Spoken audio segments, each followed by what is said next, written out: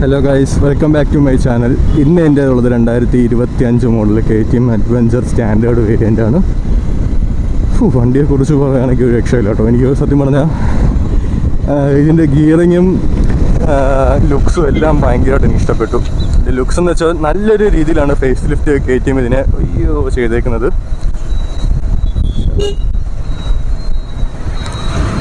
ഇന്നാണെങ്കിൽ നല്ല ചൂടുണ്ട്. അപ്പോൾ വണ്ടിയുടെ ഹീറ്റിങ്ങിനെ കുറിച്ച് തന്നെ നമുക്ക് ആദ്യം പറയാം. വണ്ടിയുടെ ഹീറ്റിങ്ങിനെ കുറിച്ച് പറയുകയാണെങ്കിൽ വണ്ടി നിർത്തുമ്പോഴും ഒത്തിരി ഒരുവിധം പയ്യെ പോകുമ്പോഴുമാണ് ഇതിൻ്റെ ഹീറ്റിംഗ് അറിയുന്നത്. അതായത് ദേഹത്തോട്ടൊന്നുമില്ല, എൻ്റെ കാലിൻ്റെ ആ ഭാഗത്തായിട്ട് മാത്രമേ ഉള്ളൂ, വേറെ എവിടെയും ഹീറ്റിംഗ് വലുതായിട്ടില്ല. പിന്നെ കളർ എടുക്കല്ലേ, പിന്നെ നല്ല ടയറായിരുന്നു. ഇപ്പോൾ ഇതിൻ്റെ ഫോട്ടോഷൂട്ടും വീഡിയോ ഒക്കെ എടുത്ത് കഴിഞ്ഞിട്ട് വരുമായിരുന്നു. ഒയ്യോ അവിടെ ആരോ വീണ്.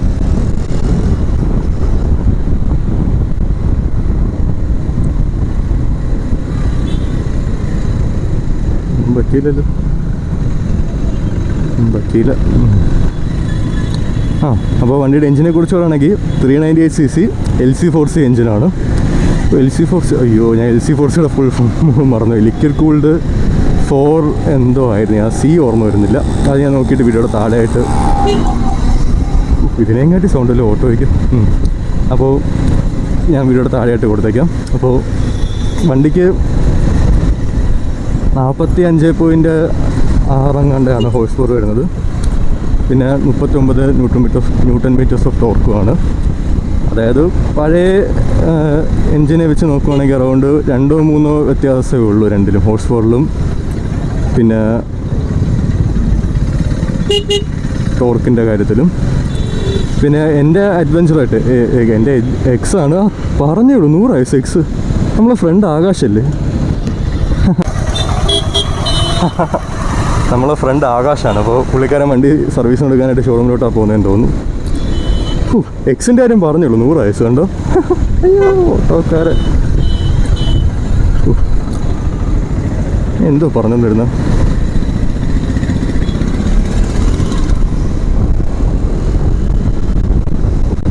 പിന്നെ ഇതിൻ്റെ പവേഴ്സിനെ കുറിച്ച് പറയുകയാണെങ്കിൽ ലീനിയറായിട്ട് പവർ കൊടുക്കുന്നത്. ഞാൻ അതാണെന്ന് പറഞ്ഞത് പവറിൻ്റെ കാര്യം. അപ്പോൾ എൻ്റെ എക്സുമായിട്ട് അല്ലെങ്കിൽ ഇതിൻ്റെ പഴയ വെർഷനായിട്ട് കമ്പയർ ചെയ്യുകയാണെങ്കിൽ ഇത്തിരി കൂടെ അഗ്രസീവ്നെസ് ഉണ്ട്. അതായത് കൈ കൊടുത്തു കഴിഞ്ഞാൽ കയറും നമുക്ക് അറിയാൻ പറ്റും.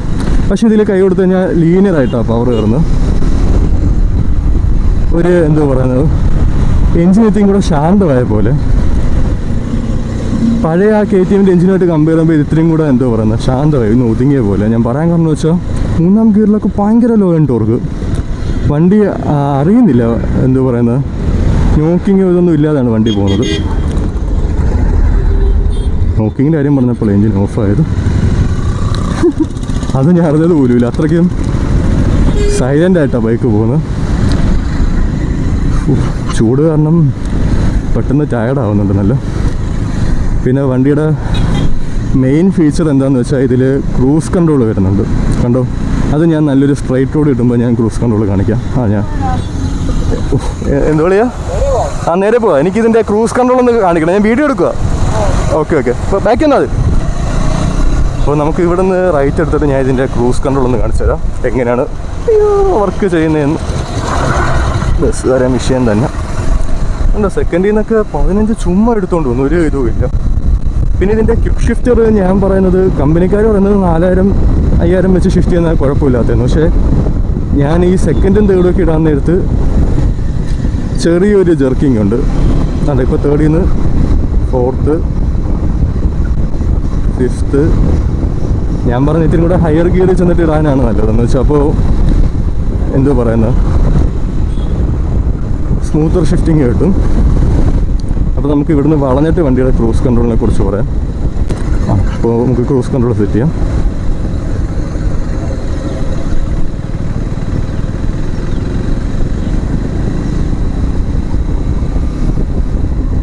കണ്ടോ, ക്രൂസ് കൺട്രോൾ യൂസ് ചെയ്യുമ്പോൾ നമുക്ക് ക്വിക്ക് ഷിഫ്റ്റർ യൂസ് ചെയ്ത് തന്നെ ഗിയർ ഇടാം. ഇപ്പം 52 സെറ്റ് ചെയ്തേക്കുന്നത്.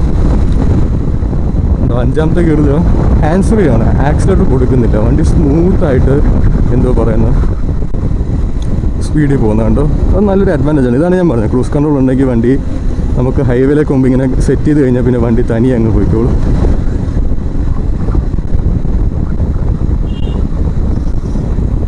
അപ്പോൾ നമുക്ക് ഇവിടെ നിന്ന് ഇനി കൈ കൊടുത്ത് പോകാം.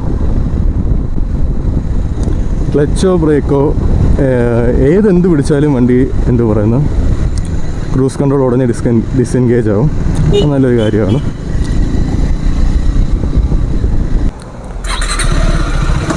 അപ്പം അങ്ങനെ നമ്മുടെ ഫ്രണ്ട് വണ്ടിയുടെ സർവീസിനായിട്ട് ഷോറൂമിലോട്ട് വരില്ല. ചെയിൻ സർവീസും വണ്ടിയുടെ അല്ലാതുള്ള വേറെന്തോ പ്രശ്നങ്ങളുണ്ടായിരുന്നു. അപ്പോൾ അത് കാണിക്കാനായിട്ട് ഷോറൂമിലോട്ട് ചെല്ലുവാണെന്ന് പറഞ്ഞു. അപ്പോൾ നമ്മൾ ക്രൂസ് കൺട്രോളിനെ കുറിച്ച് പറഞ്ഞു. അപ്പോൾ ക്രൂസ് കൺട്രോൾ ഏത് ബ്രേക്കിലും ക്ലച്ചിലും പിടിച്ചാലും ആക്സിഡൻറ്റ് എടുത്താൽ പോലും ആക്സിഡൻറ്റ് എടുത്തിട്ട് പക്ഷേ കട്ടായില്ല കേട്ടോ. കാരണം കട്ടാവേണ്ടതാണോ. ഇതാണ് ഇതിൽ ഏറ്റവും വലിയ ഇൻട്രസ്റ്റിംഗ് കണ്ടോ. 4ാമത്തെ ഗിയർ 35 ചുമ്മാ പോകുന്നു, ഒരു നോക്കിങ് ഒന്നുമില്ല. അതായത് ഇതിപ്പം KTM എഞ്ചിനാണെന്ന് എനിക്ക് എന്ത് പറയുന്നത് KTM എഞ്ചിനാണെന്ന് തോന്നുന്നില്ല. ഹോണ്ടയുടെ അതേ സ്വഭാവമാണ് ഇതിപ്പോൾ കാണിക്കുന്നത്. അതായത് ലോ ആൻഡ് ടോർക്ക്, ഭയങ്കര ലോ ആൻഡ് ടോർക്ക്, നല്ല റിഫൈൻഡ് ആയിട്ടുണ്ട് എഞ്ചിൻ. വൈബ്രേഷനും വലുതായിട്ടില്ല. ഫുഡ് റെസ്റ്റ് ചെറുതായിട്ടുണ്ടെങ്കിലും ഹാൻഡിൽ ബാർസിനും ചെറുതായിട്ടുണ്ടെങ്കിലും അധികം വൈബ്രേഷൻ ഒന്നുമില്ല. അതിങ്ങനെ പയ്യെ പോകുമ്പോഴേ ഉള്ളൂ. ഒരുവിധം സ്പീഡ് ഔട്ട് ആകുമ്പോൾ വണ്ടി പിന്നെ കുഴപ്പമില്ല. ഇതിന് ക്വിക്ക് ഷിഫ്റ്റർ ഉണ്ടെങ്കിലും എടുക്കില്ലേ ചേച്ചി. ഞാൻ പ്രിഫർ ചെയ്യുന്നത് എനിക്ക് ക്ലച്ച് പിടിച്ച് ഗിയർ ഷിഫ്റ്റ്, അതൊരു പ്രത്യേക ഫീൽ അതായിരുന്നു. അപ്പോൾ വണ്ടിയുടെ ബ്രേക്കിങ്ങിനെ കുറിച്ച് പറയുകയാണെങ്കിൽ ബാക്ക് ബ്രേക്കിംഗ് അത്ര വലിയ ബൈറ്റ് ഇല്ലെങ്കിലും ഫ്രണ്ട് ബ്രേക്ക് നമുക്ക് നല്ല കോൺഫിഡൻസ് തരുന്നുണ്ട്. അതായത് വണ്ടി പിടിച്ചു കഴിഞ്ഞാൽ നിൽക്കുമെന്നുള്ളൊരു ഉറപ്പ് നമുക്ക് തരുന്നുണ്ട്. നല്ല ടയർഡായിപ്പോയി. അപ്പോൾ പറയാൻ പറ്റുന്ന കാര്യങ്ങൾ ആദ്യം മറന്നു പോകുന്നുണ്ട്. പിന്നെ ഇവിടെയാണ് ഇവിടെ ഈ സ്വിച്ച് നമുക്ക് ക്രൂസ് കൺട്രോൾ ആക്കാം. ABS കട്ട് ഓഫ് ചെയ്യുന്ന രീതിയിൽ നമുക്ക് സെറ്റിങ്സ് കയറി മാറ്റാവുന്നതാണ്. പിന്നെ ഇതിന് ഈ കൺട്രോൾസ് എല്ലാം നല്ല എനിക്ക് യൂസർ ഫ്രണ്ട്ലി ആയിട്ട് തോന്നി. ഇത്തിരി ഇങ്ങനെ കുഴിഞ്ഞും കൂടെ ഇരിക്കുന്നതുകൊണ്ട് എനിക്ക് കൈവശം വണ്ടി ഓടിച്ചുകൊണ്ടിരിക്കുമ്പോൾ തന്നെ കാര്യങ്ങളൊക്കെ നോക്കാനായിട്ട് പറ്റുന്നുണ്ട്. ഇപ്പം കിടക്കുന്ന സ്ട്രീറ്റ് മോഡിലാണ്, ഓഫ് റോഡും കൂടെ ആക്കിയില്ല. ഓഫ് റോഡ് ഞാൻ പോയില്ല. ഇതിപ്പം ജസ്റ്റ് ഒരു ഫസ്റ്റ് റൈഡ് ഇംപ്രഷനാണ്. ഡീറ്റെയിൽഡ് റിവ്യൂ എന്തായാലും എല്ലാവരും കണ്ടു കാണുമെന്ന് എനിക്കറിയാം. അപ്പോൾ അതുകൊണ്ട് ജസ്റ്റ് ഒരു ഫസ്റ്റ് റൈഡ് ഇംപ്രഷനാണ് ഇടുന്നത്.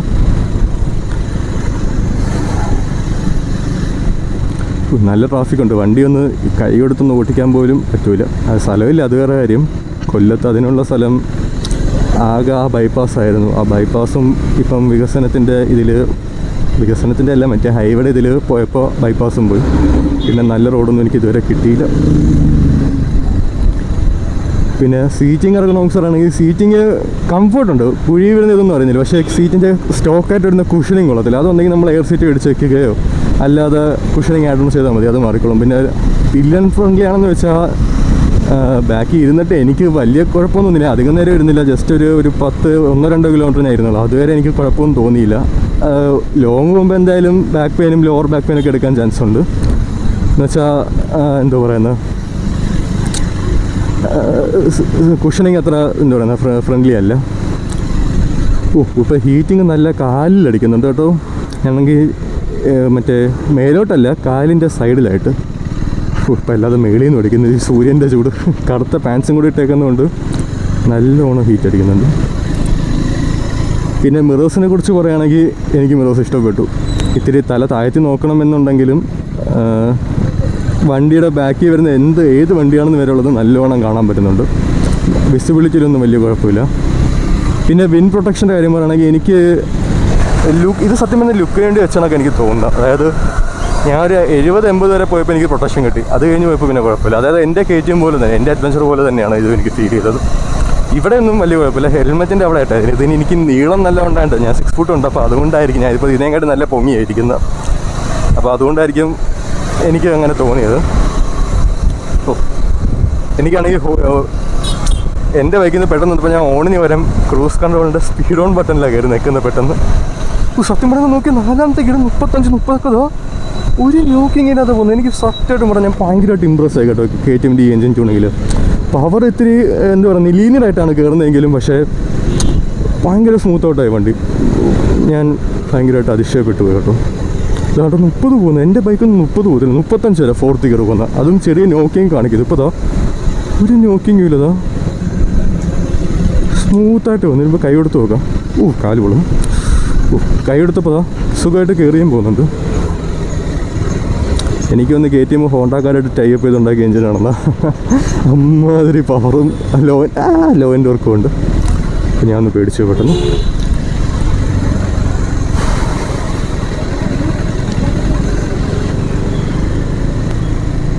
ഗിയറിങ് ഭയങ്കര സ്മൂത്ത് കേട്ടോ, വീഴുന്ന അറിയുന്ന പോലുമില്ല. ഹോണ്ടയുടെ അതേപോലെ തന്നെ. സത്യം പറഞ്ഞാൽ എൻ്റെ കയറ്റുമായിട്ട് കമ്പയർ ചെയ്യുമ്പോൾ ഗിയറിങ് വീഴുന്ന ആ ഒരു വീണം നമുക്ക് ഉറപ്പ് വരുത്തും. ഇത് പക്ഷേ അറിയുന്നില്ല, വണ്ടി അത്ര എന്തു പറയുന്നത് സ്മൂത്തായിട്ടാണ് പോകുന്നത്, വീഴുന്നത് ഒരു കുഴപ്പവുമില്ല. കാല് നല്ല പൊള്ളുന്നുണ്ട് കേട്ടോ. ഞാൻ റെക്കമെൻഡ് ചെയ്യുന്ന ഈ വണ്ടി ഓടിക്കുമ്പോൾ എന്തായാലും ഷൂസ് ഇട്ട് ഓടിക്കാൻ ഞാൻ പറയത്തുള്ളൂ. ഞാനിത് മഴ രാവിലെ പെയ്തുകൊണ്ട് ഞാൻ ചെരുപ്പ് എടുത്തിട്ടാണ്. എൻ്റെ ആണെങ്കിൽ വാട്ടർ പ്രൂഫ് ഷൂസും അല്ല. അപ്പോൾ അതുകൊണ്ട് വെള്ളം കയറി കഴിഞ്ഞാൽ പിന്നെ അത് ഉണക്കാൻ ഭയങ്കര മെനക്കെട്ട പരിപാടിയാണ്. അവിടെ ഞാൻ തൽക്കാലം ചെരുപ്പ് എടുത്തിട്ട് ചെരുപ്പ് അഴുക്കി കുടിക്കുകയും ചെയ്തു.